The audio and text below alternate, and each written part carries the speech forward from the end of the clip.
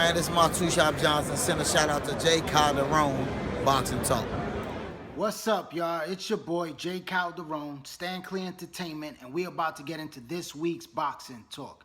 October 28th, it's the return of WBA and IBF Unified Heavyweight Champion Anthony Joshua stepping into the ring in front of 75,000 fans that are going to watch him take on his mandatory challenger, which is now Carlos Cotto. Cotto is stepping in now for Pulev because Pulev was the original mandatory challenger for Anthony Joshua, but he came up with a shoulder injury and now he's out of the fight, and in just 12 days notice, Carlos Cotto was on standby because a deal was made by Eddie Hearns, who is the promoter for Anthony Joshua, to be placed on hold just in case something like this was to happen. And now Carlos Cotto is stepping in for this fight and a big major opportunity to make perhaps the biggest payday of his career and also win the heavyweight title. Now, a lot of people don't like this fight because, you know, it's just a tune-up fight. It's just a stay busy type fight for Anthony Joshua. It's not a significant fight. It's not a big major fight.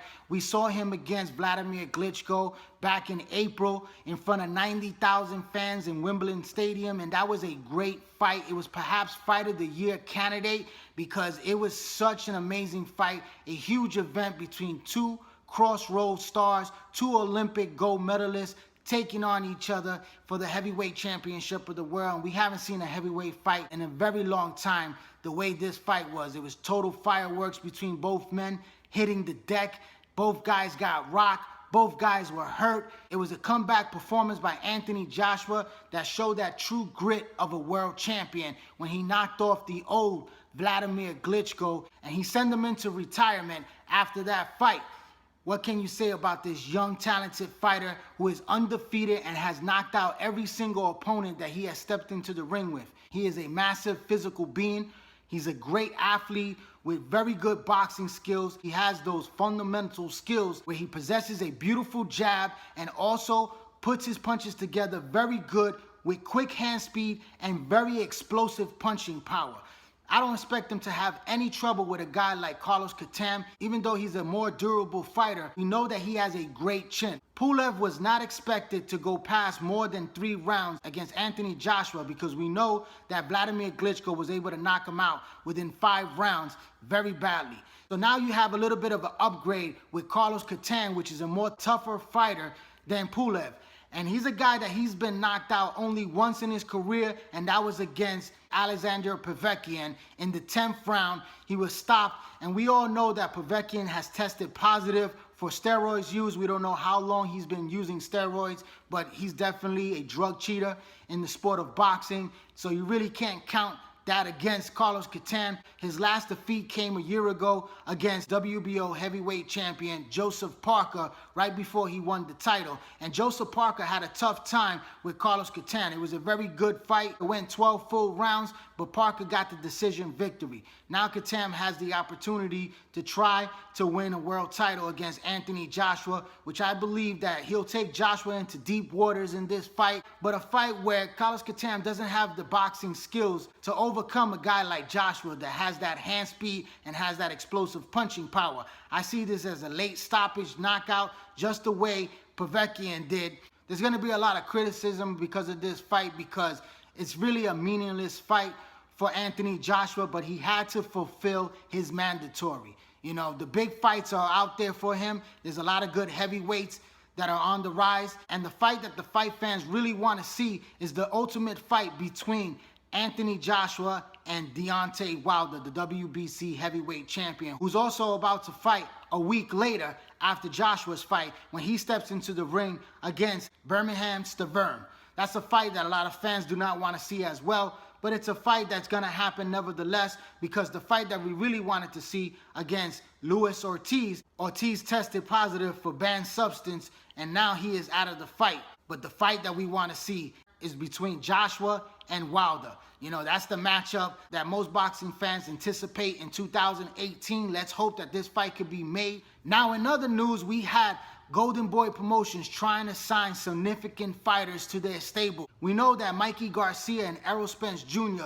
was given offers for big fight opportunities to fight Miguel Cotto in December of this year, and both men turned it down. We know that Mikey Garcia was offered $2 million to take on Miguel Cotto at Madison Square Garden, New York City, and also have a multi-fight deal with HBO signed just like Daniel Jacobs did. Great opportunity where Golden Boy also had lightweight champion Jorge Linares as a fight for Mikey Garcia if he got through Miguel Cotto, and then a possible fight in the welterweight division against Lucas Mattysse. Now you gotta realize one thing, Mikey Garcia is fighting at 135 pounds. He's a champion in that division. He moved up against Adrian Broner at 140, and he was willing to move up all the way to 154 pounds to take on Miguel Cotto.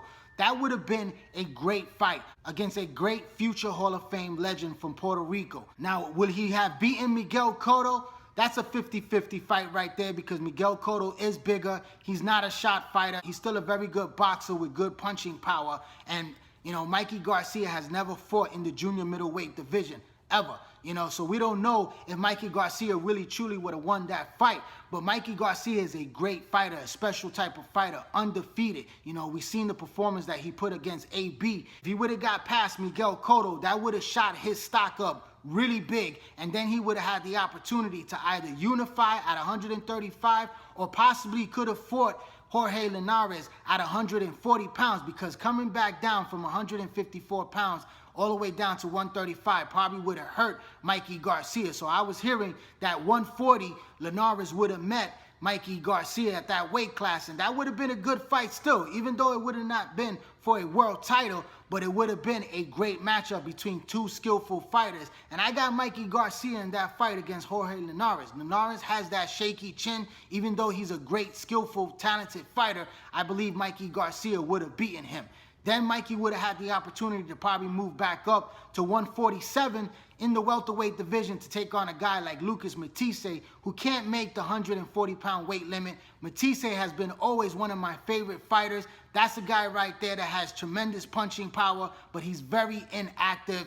And to go up against Mikey Garcia, I got to give Mikey Garcia, the nod in that fight, because he's been the more active fighter. He's the more skillful boxer, and he has great punching power. I think Mikey Garcia would have been in a great position with all three fights and a lot of money on the table, especially $500,000 signing bonus with Golden Boy just for signing up with them. But Mikey Garcia passed up in that opportunity. He's sticking with Al Haymon. Al Haymon has a lot of fighters in his stable, big fights down the road. Keith Thurman is there, Shawn Porter's there, Errol Spence Jr. is there. There's so many great fights for him. We know that there's talks about Robert Easter Jr.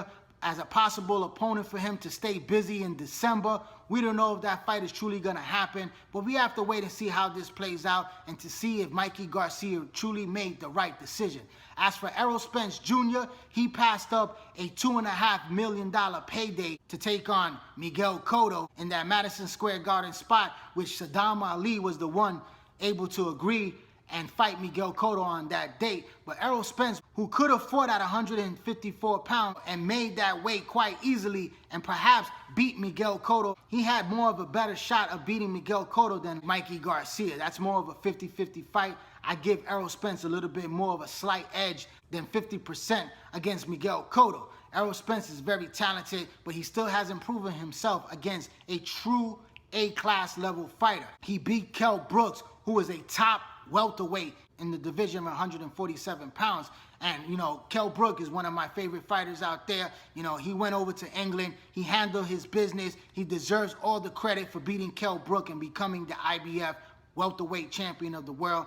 But, after Miguel Cotto, what does Golden Boy really have to offer him at the welterweight division, or even at 154 pounds? Al Haymon has the best fighters in both weight classes, at junior middleweight and also at welterweight. So Errol Spence Jr. is now going to take on Lamont Peterson in a welterweight title defense. And that's a good fight because Lamont Peterson, even though he has been inactive quite a bit, he hasn't fought since February.